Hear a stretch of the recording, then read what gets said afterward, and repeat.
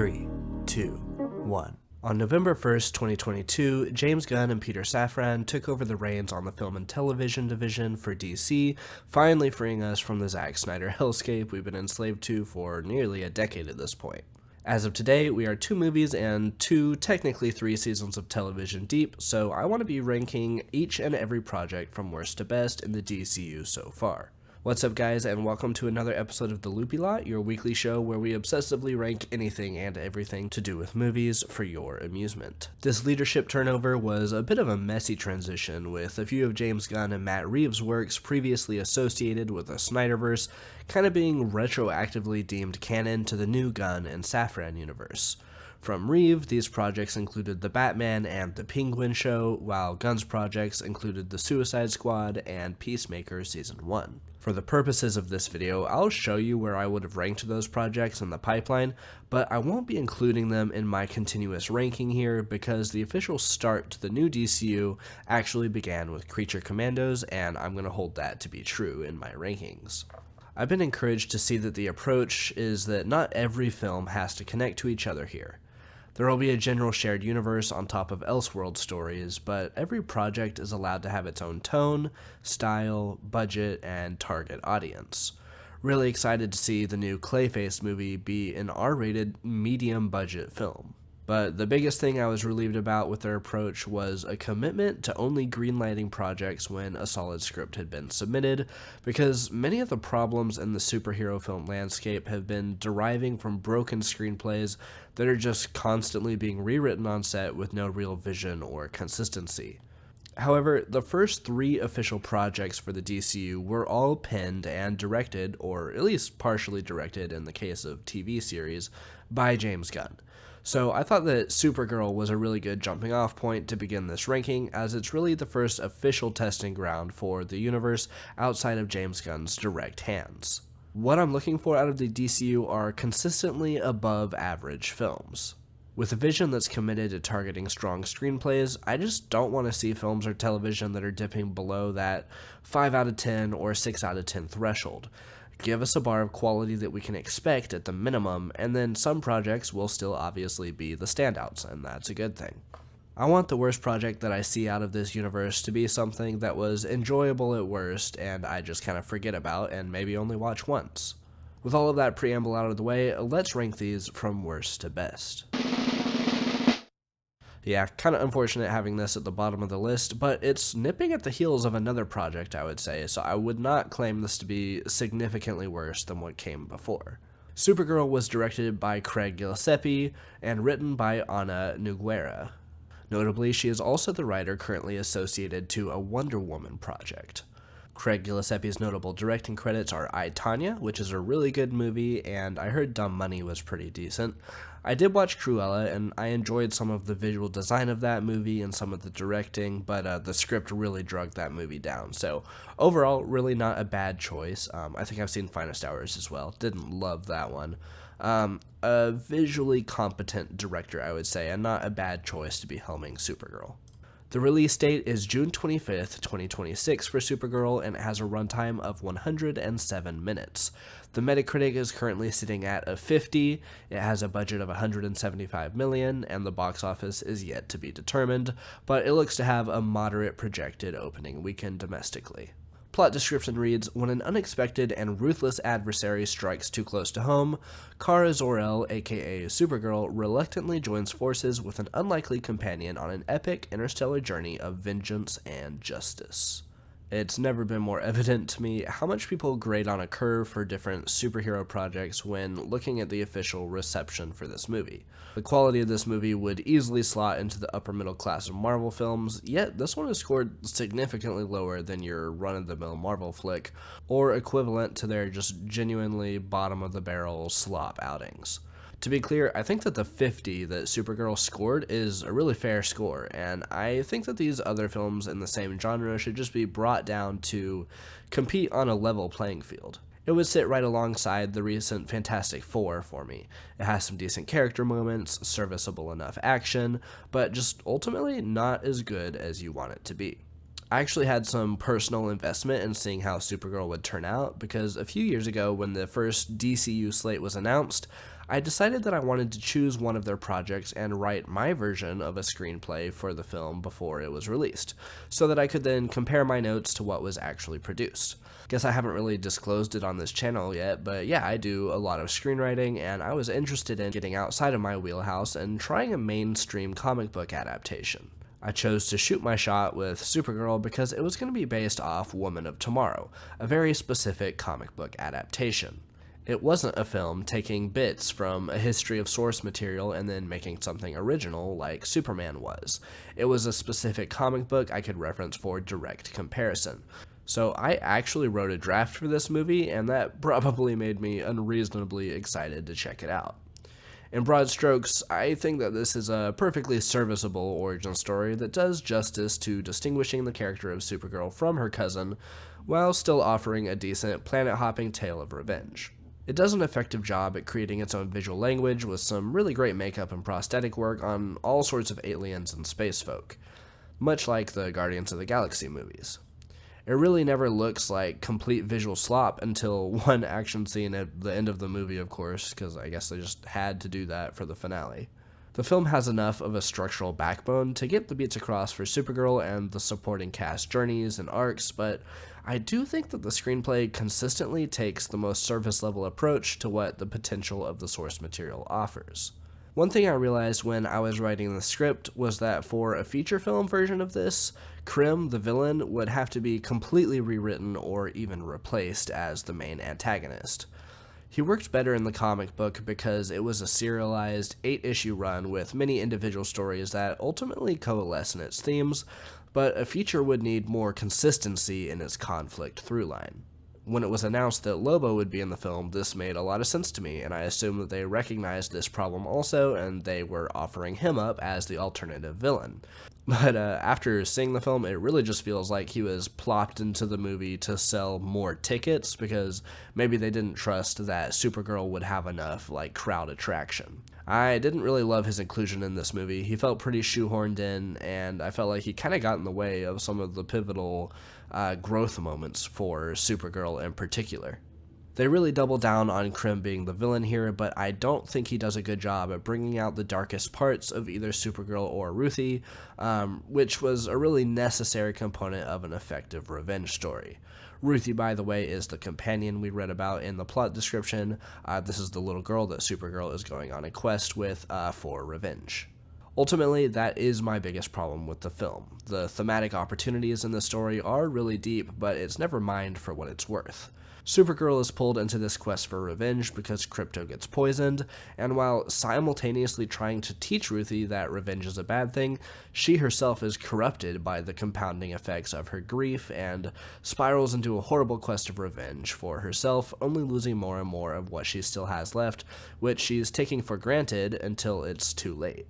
The positioning of Ruthie's character is a good one to mirror Supergirl, but also to show the innocence that she has lost. The imagery of Ruthie's father being a sword craftsman is something that speaks interesting allegories to this.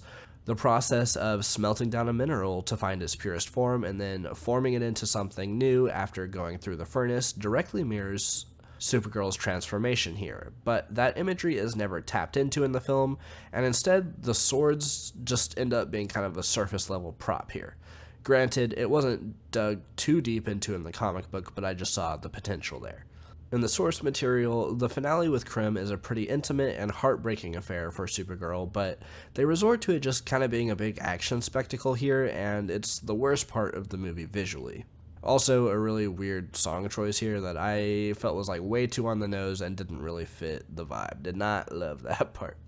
I'm a big fan of how the character design mirrors her transformation in this movie.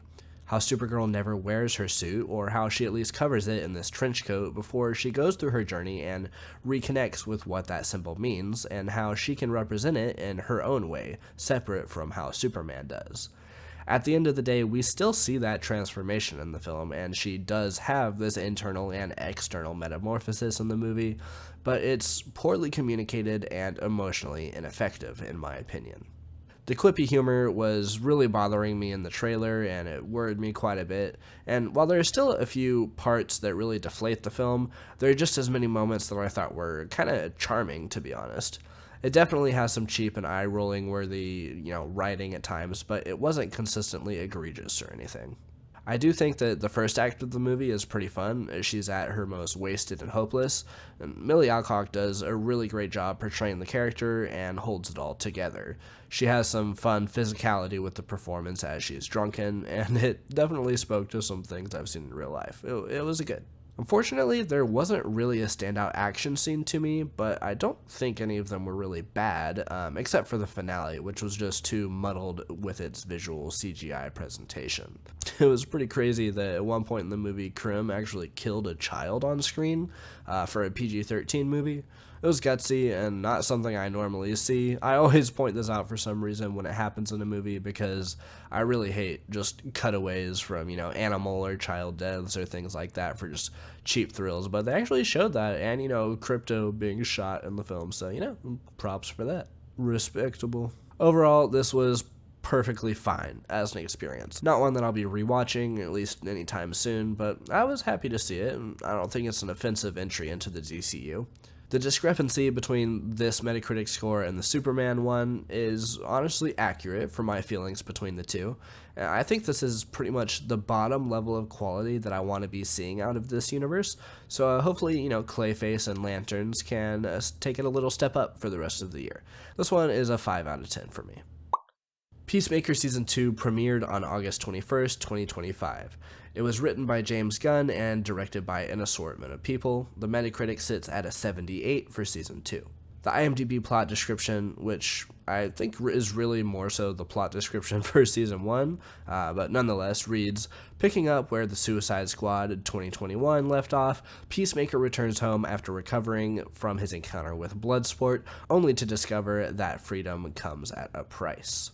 I was pretty surprised by Season 1 of Peacemaker, which I'll give brief thoughts on as I slotted into the ranking at the end of this video, so I was pretty excited for Season 2. I'd say that a more apt thesis for the second season is that we lean into the multiverse of the DCU, allowing Peacemaker to connect with all of his families that he has since lost, but at what price for him.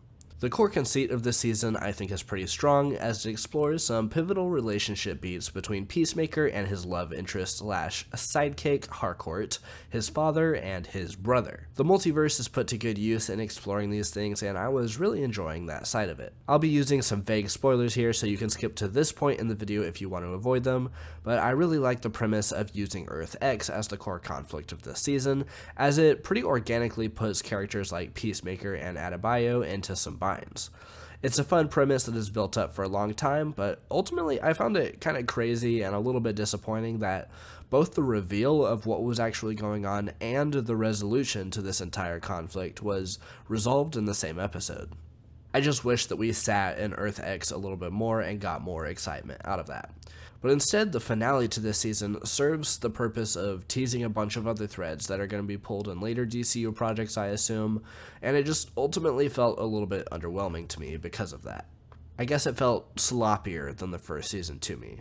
There were some elements that it set up that I thought were going to be easy payoffs in later episodes, just as was the case in Season 1, but for some reason those payoffs just never came. For instance, there's a strange creature that Peacemaker keeps running into in the multiverse room. I couldn't believe that it just kept being shown and then never resulted in anything. That's just a strange looseness that I wasn't expecting from Gunn's writing here. Another thread that I was hoping to have a lot more from was the reintroduction of Colonel Rick Flag. The demise of this character in the Suicide Squad movie was one of the big turning points for Peacemaker in that film, and I thought a progression with him here could be a really emotionally satisfying way to bring the story of he and Harcourt together. But ultimately I felt that that thread's potential was sidelined for a far less satisfying conclusion for he and Harcourt. So yeah, overall, I like what this season is going for, but I felt a little bit disappointed that it didn't mine the potential out of what it had on the plate already. Structurally, it kind of undermined the excitement of Earth X, and on a character level, it settled for the less satisfying conclusions than it clearly could have, and a failure to capitalize on some payoffs for what felt like setups ultimately cheapens the sense of tightness. And it also cheapens the sense of chaotic humor for me, because that humor only worked for me in season 1 when the moments that didn't initially work paid off in later episodes. It felt a little more motivated to tease things in the future than deliver on what we were doing here and now. For all of that, this is a significant step down from the first season for me, but it was still an overall enjoyable watch with a nice production quality. It's not that it ruins what comes before or fails to deliver on any fun, but it could have just been a lot more to me. Last note is that I'm still a big fan of the intros for this show, and I'm interested to see if any of the other intros for the DCU can stand up to it. I'd give this one a 5 out of 10. On a good day, maybe I could be convinced to give it a 6, but I don't know. Creature Commandos Season 1 premiered on December 5th, 2024. Again, it was written by James Gunn and directed by an assortment of people. Metacritic sits at a 74. The IMDb plot description reads, a group of non-human criminals comprised of a weasel, a robot, the Bride of Frankenstein, a radioactive skeleton, and their human leader are tasked with stopping an evil sorceress. This show continues Gunn's unflinching pursuit to find obscure characters and bring them to the limelight for his projects, and it builds directly off the backbone of his previous Suicide Squad film. Being an animated project, one of my favorite qualities of the show is how it commits to sharing the same casting talent, whether animated or live action. It was a blast to hear Amanda Waller be voiced by Viola Davis again, or Rick Flag by Frank Grillo. It gives the show a sort of canonized quality that doesn't make it feel lesser than in any ways. This is a refreshingly brief and enjoyable little show that boasts pretty solid animation, atypical music choices, tragic character backstories galore, and a pretty juvenile sense of raunch. I'm glad it wasn't much longer than it was, or much raunchier than it was, but I enjoyed what they had on offer overall. The story has a few twists and turns throughout, which kept me pretty interested in what was going to happen. Some of the character backstory episodes are a little bit more interesting than others, but I wouldn't say that the show feels too uneven. My interest definitely wasn't sky high for this, as I kind of stopped in the middle of the show at one point and then came back to finish it, but overall it was a good watch and I'm glad that I did finish it. This is certainly a choice as the inciting project for the DCU, but it's still one that offers a fun afternoon with some animation that is refreshingly intended for adults. I'm glad it didn't try to raise the stakes higher than it did. I'm also glad that I did come around to finishing this show because it really pays off by the end, I would say, and it's worth seeing out. It's better than you might suspect it is going to be based off the first couple of episodes. A season 2 has already been greenlit, so I'll be interested in watching that as well. This show hits the normal James Gunnisms you'll expect, but it's a pretty decent time. 6 out of 10. Superman was both written and directed by James Gunn. It was released on July 11th, 2025, with a runtime of 129 minutes. The Metacritic sits at a 68, and the budget was $225 million, with a box office return of $618 million worldwide. The plot description reads, Superman, a journalist in Metropolis, embarks on a journey to reconcile his Kryptonian heritage with his human upbringing as Clark Kent. To me, this is definitively the best Superman movie, as it's the most tightly written, visually consistent, and entertaining. I really enjoy this movie and the pulpy tone that it establishes for the whole universe. As a starting point, this was pretty much the perfect level of quality, strong enough that it would easily sail into the top 5 of all Marvel films created, but not so strong that it would shame any other projects to follow it, even if they're just decent in quality.